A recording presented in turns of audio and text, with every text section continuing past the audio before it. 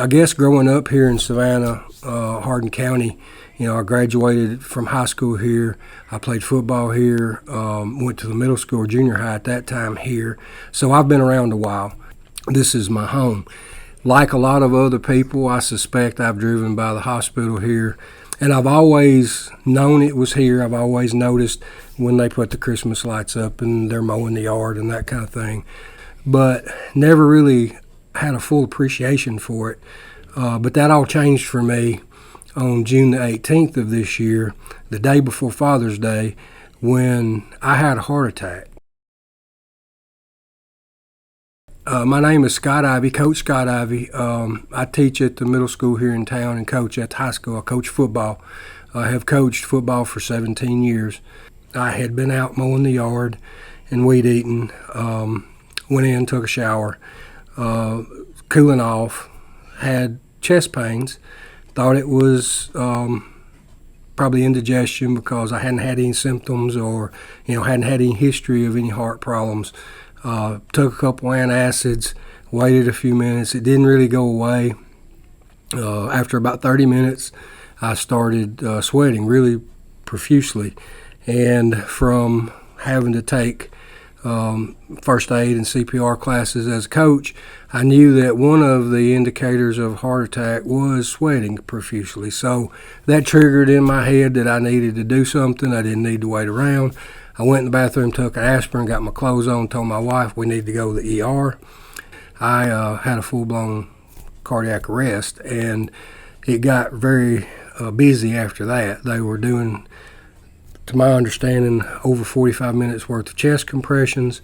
They used the defibrillator on me 4 to 5 times. It was touch and go there for quite a while. Of course, I was in and out of it. Between then, I do remember parts of it, and I can tell you that it was pretty intense. The people that work in the ER here, literally, there's no way that you can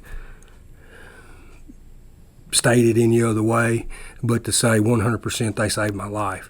So, I want to take just a second to say thank you very much.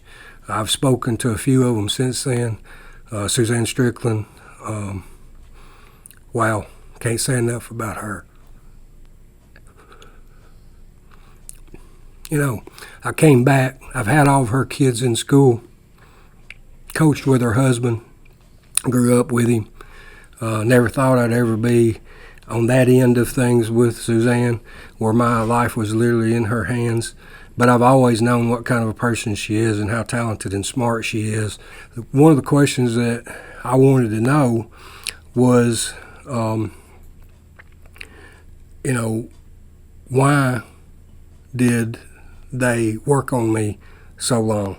I know that 5 times with a defibrillator and 45 minutes worth of CPR is unusual. It's not the normal procedure. And I asked her, just straight up, and she looked at me and she said, well, there was no way that I was going home and face my girls knowing that you had passed and we didn't do everything we could do to keep you here. That means the world to me and to my family and to my kids, and to my players, and to the other guys that I coach with. I wouldn't be here if it wasn't for the people that are here and for this facility. So I will always have a huge soft spot in my heart for not only the facility, but more importantly, the people.